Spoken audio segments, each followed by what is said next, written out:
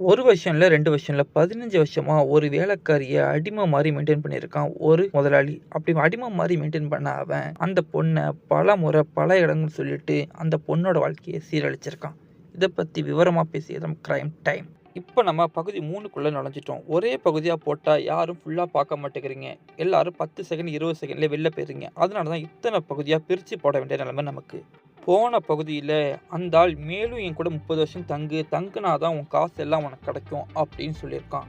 அந்த ஆளுக்கு இப்பவே வயசு 60. மேலும் 30 வருஷம்னா தன்னோட 90 வயசு வரைக்கும் நீ என் கூடயே இரு அப்படிங்கிறத சொல்லாம சொல்லியிருக்கான். நான் ஏற்கனவே சொன்ன மாரி இந்த பொண்ணு அவனோட பாதி வயசு தான். அதாவது இப்பதான் அந்த பொண்ணுக்கு 30 வயசே ஆயிருக்குன்னு சொல்லலாம். இப்படிப்பட்ட நிலைமையில இந்த பொண்ணு இனிமேலாம் உன் கூட என்னால இருக்க முடியாது. என் காச குடுத்துரு அப்படின்னு சொல்லிட்டு ரொம்ப வேகமாவே சொல்லியிருக்கா. அப்படி வேகமா சொன்ன நிலைமையில நீ என்ன ரொம்ப பேசுற அப்படின்னு சொல்லிட்டு அந்த இடத்துல இந்த பொண்ண போட்டு செமத்தியா அடிச்சிருக்கான். இப்படி அடி வாங்கின நிலைமையிலும் இந்த பொண்ணு எனக்கு இந்த காசை குடுத்துருங்க தயவு செஞ்சு நான் இந்த இடத்த விட்டு கிளம்பிடுறேன் அப்படின்னு சொல்லி அந்த ஆள்கிட்ட கெஞ்சிருக்கா.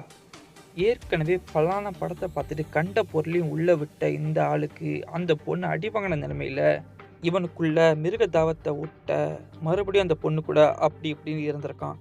இப்படியே மேலும் ஒரு 6 மாசம் கழிஞ்சிருக்கு. இந்த பொண்ணு என்ன செய்யறது ஏது செய்யறது அப்படின்னு தெரியாம உட்கார்ந்திருக்கா.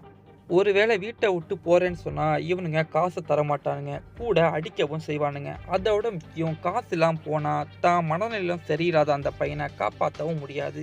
இப்படிப்பட்ட நிலைமையில என்ன செய்யறது அப்படின்னு சொல்லிட்டு மண்டையை பிச்சுட்டு உட்கார, இந்த சந்தர்ப்பத்துல தான் அந்த ஆள் மேலும் ஒரு 6 மாசத்த கழிச்சிருக்கான். இதுக்கப்புறம் என்ன செய்யறதுன்னு தெரியாம காசு போனா போயிட்டு போகுது, என் பையனை எப்படி காப்பாத்தணும்னு எனக்கு தெரியும்டா அப்படின்னு சொல்லிட்டு இந்த பொண்ணு பக்கத்துல இந்த போலீஸ் ஸ்டேஷன்ல போய் கம்ப்ளைண்ட் கொடுத்திருக்கா. இவனே வைர வியாபாரி தான், பெரும் காசு உள்ளவன் தான். இவனோட ஃப்ரெண்ட்ஸ் எல்லாம் எந்த லெவல்ல இருப்பாங்க. அப்பேற்பட்ட இவனை பத்தி அந்த பொண்ணு கம்ப்ளைண்ட் கொடுத்தா அந்த கம்ப்ளைண்ட் எடுத்துப்பாங்களா என்ன? அந்த பொண்ண உதாசீனம் தான் படுத்திருக்கானுங்க. அதோட முக்கியம் இந்த பொண்ணு வாங்கி இந்த நகை எல்லாம் இவன் பேர்ல தான் இருந்திருக்கு. ஏன் இவன் பேர்ல வாங்கியிருக்காங்கிறத நம்ம பகுதி 1லயே சொன்ன நிலைமையில இப்ப திருப்பி சொல்ல வேண்டிய தேவை இருக்காதுன்னு நம்புறேன்.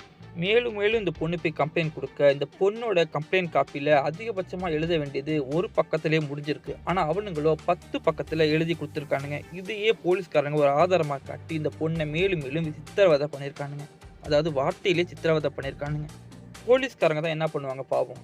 அவங்களுக்கு குடுத்த கம்ப்ளைண்ட் சரியா தான் அவங்களால பார்க்க முடியும். கம்ப்ளைண்ட் பிரகாரம் இந்த வைர வியாபாரி குடுத்த கம்ப்ளைண்ட் தான் பெரும் கம்ப்ளைண்ட்டா அமைஞ்சிருக்கு.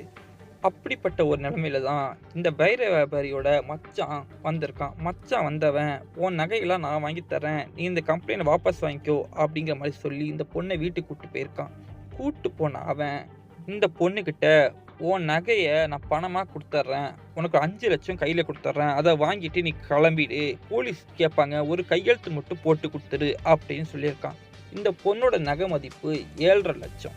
ஆனா அவன் தர்றதோ 5,00,000. சரி காசு கிடைச்சா போதும், கம்ப்ளைண்ட்ட வாபஸ் வாங்கிடலாம். 5,00,000மாவது கிடைக்குதே அப்படின்னு சொல்லிட்டு இந்த அம்மா கையெழுத்து போட போயிருக்கு. அந்த கம்ப்ளைண்ட் காப்பில என்ன எழுதியிருக்கு அப்படின்னு கேட்டா, இந்த 5,00,000த்துக்காக தான் நகைய எடுத்து வச்சுக்கிட்டாங்கன்னு பொய்யான ஒரு கம்ப்ளைண்ட் எழுதி குடுத்தேன் அப்படின்னு சொல்லி அந்த பேப்பர்ல எழுதியிருக்கு. இந்த அம்மா கையெழுத்து போட்டுச்சுன்னா, இதையே ஒரு காரணமா காட்டி இந்த அம்மாவ தூக்கி உள்ள வச்சிருவாங்க. ஒருவேளை கையெழுத்து போடலன்னா இந்த அம்மாவோட புள்ளைய காப்பாத்த முடியாது. இப்ப இந்த அம்மா என்ன முடிவு எடுக்கும்? நீங்களா இருந்தா என்ன முடிவு எடுப்பீங்க? அப்படிங்கிறத கீழ கமெண்ட்ல சொல்லிடுங்க.